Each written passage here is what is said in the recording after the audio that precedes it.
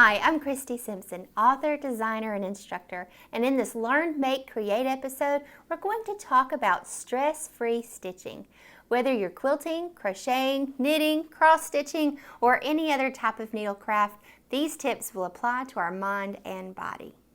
So let's start with our mind. We need to be organized. Plan out your project and keep it neat. Use little baskets.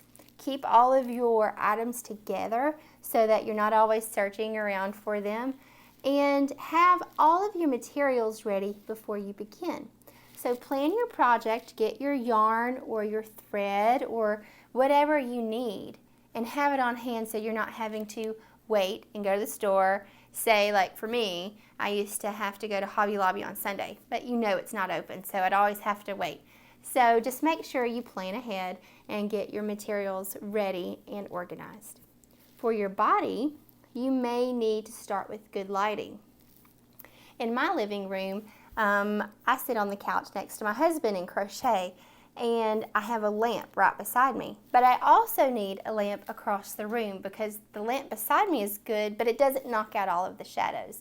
I don't like an overhead lighting, so just make sure your lighting works for you. Now, it doesn't matter on the yarn, dark or light, don't strain your eyes.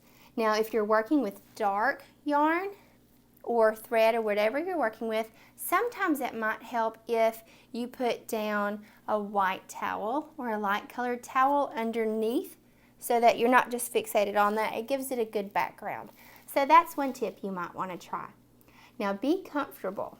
That's another idea that you need to keep in your mind, because if you're slouching, if you're, leaning or whatever, you need to make sure that your couch and your chair cushions, or even have a footstool so that you're supporting your body, because the longer you can work, the more you get done. I think we all know that. So make sure you keep a good posture and stretch. Maybe stand up and stretch all the time, because your hands will get tired. I know if I don't stretch my hands or rub them out, they'll get sore after working for a while, and we don't want that. We want to keep working.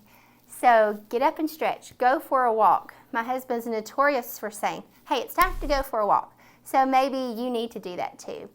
So let's see, what else can we do for keeping our crafts stress-free? Let's talk about the tools that you use. For me, I like to crochet. So what I would do is find the most ergonomic tools that you can for your craft. So for me, the first things that I ever used were these aluminum or steel hooks. They were just plain. And I didn't know that that's why my hand was hurting whenever I started crocheting. I seriously hurt my hand. It was bruised on the inside because I would hit it. Or here, this one, I was having to grab it so hard. So what I found over the years is there are different ones that you can use. There are ones that have this really cool ergonomic grip on it, and these are my favorite. They're the Clover Amore or Amore, whatever you want to say or call it, but that's what these are, and that's what I use, and I can work for hours on end and it not hurt my hands. Now, other ones have wooden handles and other shapes and stuff like that, but personally I found that these are top heavy and these are not. But I like the grip on these, so whenever I'm working with projects, it just depends on what I need. They all work really well, and I use those for years. So that's something you need to find. Find what works for you. Now, if you are experiencing pain, you may want to look into getting like maybe wrist braces or wraps, a stress ball to help stretch your fingers. And then if you're tense in your shoulders, maybe your posture isn't good. Maybe you're having to look over a lot. And from the research I found, maybe warm rice bags on your shoulders or using pillows to support your back would be good. Now, a few other tips to help mix it up a little bit is to do different projects. Maybe not just sit and crochet, but maybe knit, or maybe learn to quilt. Do a different craft so that you're using different muscles all of the time. Now, I like to scrapbook. I like to do macrame. I like to crochet and knit and do a bunch of different things on top of the crafts that I do with my kids. So, that's one way to mix it up. And that will not only help your body, but it'll help your mind be creative as well, because you're thinking about different dynamics and fibers and different ways to incorporate different things at different times with different crafts. Another tip would be if you're working and you're leaning over. Now I find this very helpful when I'm seaming projects together, say motifs or blankets or stuff like that. I end up going over and like I'm tipping over and my back starts to hurt.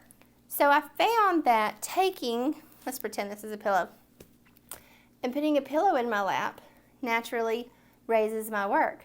So I'm not leaning over as far. So if you do that, you're going to naturally work higher and you're not going to hurt your posture. So try adding a pillow to your lap and see if that helps you be a little bit stress-free there. Now, like I said in the beginning, don't stress your eyes. Use good lighting. Get reading glasses if you have to, even if it's just for while you're crafting, to help you focus on what you're working on. I hope that you've enjoyed this stress-free stitching Learn, Make, Create episode. And until next time, happy crafting.